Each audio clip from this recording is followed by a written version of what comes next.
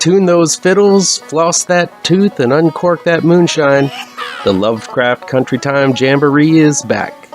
Every week I'll be taking a look at each episode from the biggest horror series of 2020 as it drops.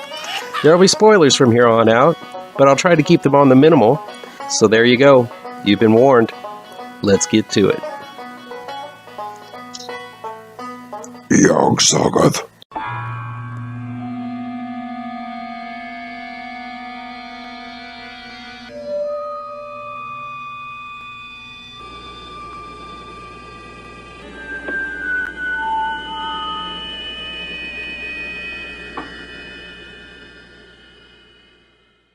Welcome back to ML Miller Frights, a part of the Kings of Horror Network.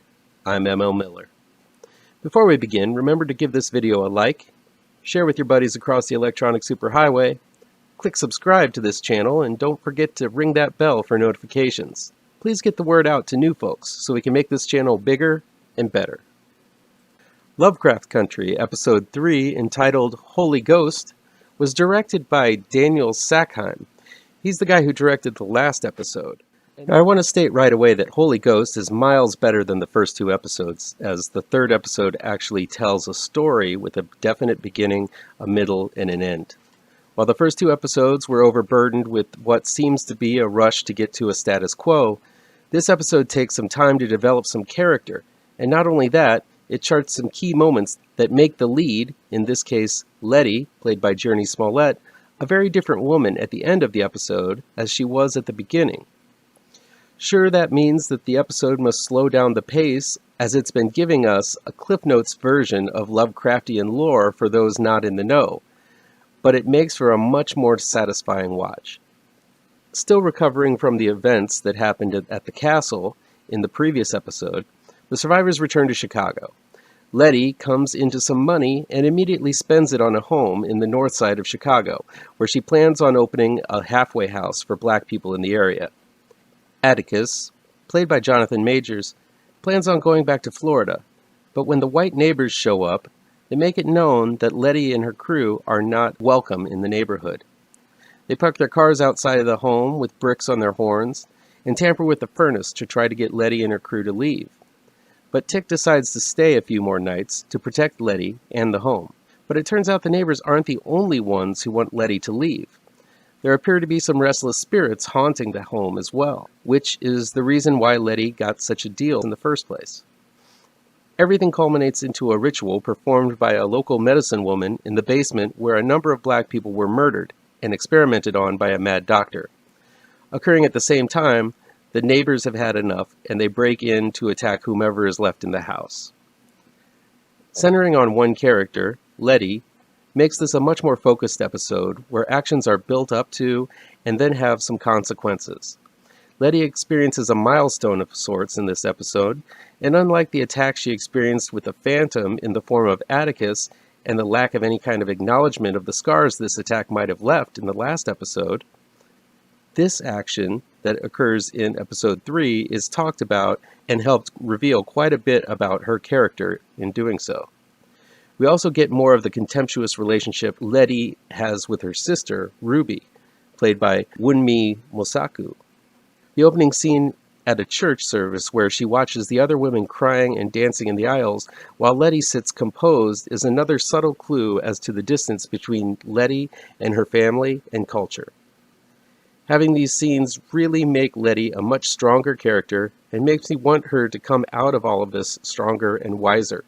This is the character heft that was lacking in previous episodes. The cause and effect on the character just weren't there in those episodes. In its place was a rapid-fire idea machine gun that simply tossed one crazy scene after the next right in our faces. Atticus takes a back seat here, but still has a strong presence, and the relationship between Letty and him actually makes some movement. There's also some nice interactions between Atticus and his father Montrose, played by Michael Kenneth Williams, showing their relationship has a lot to work on. There's also some great subtle interplay between Atticus and Uncle George's wife Hippolyta, played by Ingenue Ellis, and Diana, played by Jada Harris, who are both experiencing feelings of grief after they found out about George's death. Montrose also gets a nice scene where he's trying to deal with a lot of the guilt that he feels having lost his brother George and reaches out to Hippolyta for help.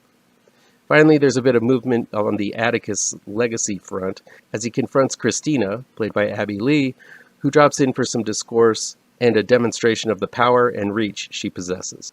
There are a few nice moments of thrills and chills in this episode. Unfortunately, a lot of them were haunted house cliches horror fans are going to recognize immediately. There is one especially creepy ghost with a baby's head that reminded me of an old Key and Peele skit, and a less effective, overly CG'd ghost whispering, "Get out." Of course, the twist is pretty clever in that the black ghosts seem less interested in harming Letty and her boarders and more interested in taking out any of the white neighbors that come into the house looking for trouble. It's not a subtle message, but it is a nice little twist on an old cliche. All in all, this is the strongest of the 3 first episodes, mainly because it finally feels comfortable enough with the story being told to focus on some characters for a change. After the last episode, I was afraid I was going to quickly lose interest because the storytelling was really lacking. Holy Ghost is a step in the right direction, and maybe the episode that rights the Lovecraftian country ship. We'll see if this is the case, as the next episode seems to be going into very Indiana Jonesy territory. That'll be it for today. If you like this video, please pound that thumbs up button. Share the video with all of your social media addicted pals. If you're looking for written reviews, you can find them on mlmillerwrites.com.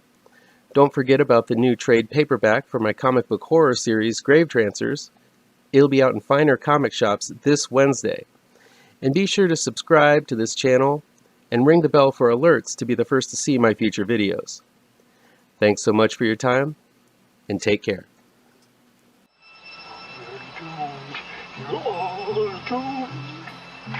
You're doomed